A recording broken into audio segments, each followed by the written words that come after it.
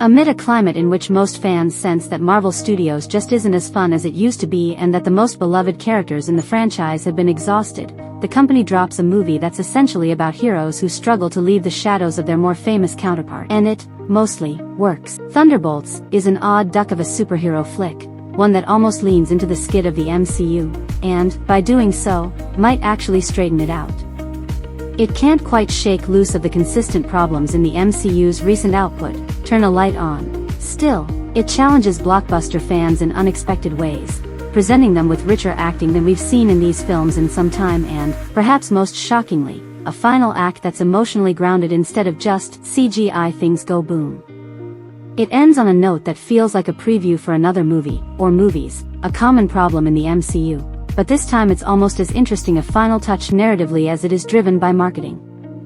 Could the MCU get its groove back with a group of outcasts who defy what it means to be a hero? Maybe it was always the only way they could. The first act of Thunderbolts * is undeniably its weakest. Getting this group together under the thumb of the mediocre villain Valentina Allegra de Fontaine, Julia Louis-Dreyfus, lacks depth, feeling like little more than blockbuster wheel spinning. So many of these films feel like contractual obligations more than passion projects, that box-checking casts a cloud on this already underlit film. Just look at its first few scenes of yawn-inducing congressional investigations and reunions with characters we barely remember. It's when we're reconnected with Yelena Belova, Florence Pugh, emotionally numbed by the death of her sister, Black Widow, in Avengers: Endgame. Yelena works for Valentina as a sort of Black Ops Avenger, but she's ready to move on after her latest job destroying evidence for the CIA. Of course, covert government operations are like the mob, you don't just retire. So when Yelena is sent on another cleanup mission, she's startled to find fellow Valentina employees at the same location, a facility about to go up in flames. Valentina, who is under congressional investigation, is seeking to destroy evidence, and Yelena knows too much to keep around. She's not alone.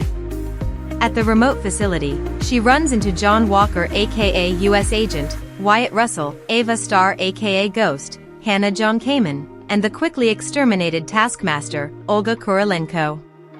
In classic MCU fashion, it's one of those scenes in which it feels like you need to have done some homework to really keep up with it, in that these three characters were initially defined in Ant-Man and the Wasp, Black Widow, and the TV show The Falcon and the Winter Soldier.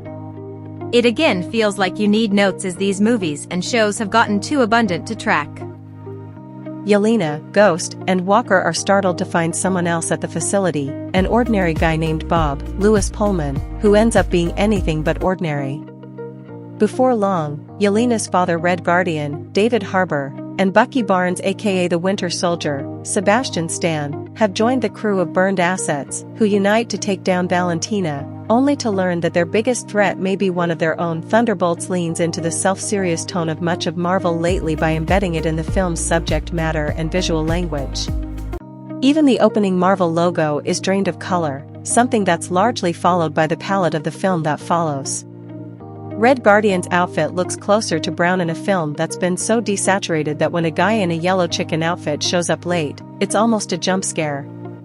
At times, the drab filmmaking feels thematically resonant. But there are more visually creative ways to do it than the ones employed by the incredible cinematographer Andrew Draws Palermo, the Green Knight who falls victim to the paint-by-numbers approach to these films, and the only paint colors he has are brown and browner. It doesn't help that Schreier's action choreography doesn't shine, leaving us with too little to hold on to as this film takes off. Yet it somehow finds a way to reach its destination. By the time the crew is together, following a standout car chase sequence in which Bucky joins the gang, the pieces start falling into place. Of course, it helps a great deal to have multiple Oscar nominees in the cast. The best MCU films are often elevated by actual performances from actors who don't just meet fan expectations of comic book characters brought to three-dimensional life but exceed them. Think Robert Downey Jr. and Chadwick Boseman, and that's what Pugh does here, using Yelena's depression as a through line to find her character's rhythm instead of just as a crutch. Pullman is also excellent, finding complex notes in a role that could have just been CGI-enhanced gobbledygook. Harbour is having a blast in what is basically the comic relief role, and Russell finds shades of a wannabe leader who knows he hasn't exactly been on the hero's journey. Ghost is so woefully underwritten that John Kamen can't make much of an impact, and Stan looks like he's grown weary of playing this character, but the ensemble largely works, and the truth is, sometimes that's enough.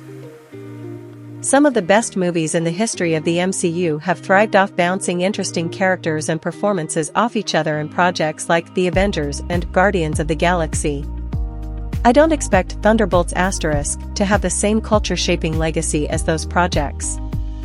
Still, I could easily see it bringing fans back to this universe who felt burned after misfires like The Marvels, Brave New World, and the truly dismal Quantumania. As Phase 5 of the MCU comes to a close with this film, The Fantastic Four: First Steps begins the 6th in July. No one would argue that these movies have the cultural impact they did a decade ago. But Thunderbolts * reminded this former comic book reader and fan of much of the early films in the MCU and what these blockbusters could do before they got too reliant on multiverses. Remind you of the humanity in the heroism. Maybe these second-rate Avengers really are the heroes that 2025 needs.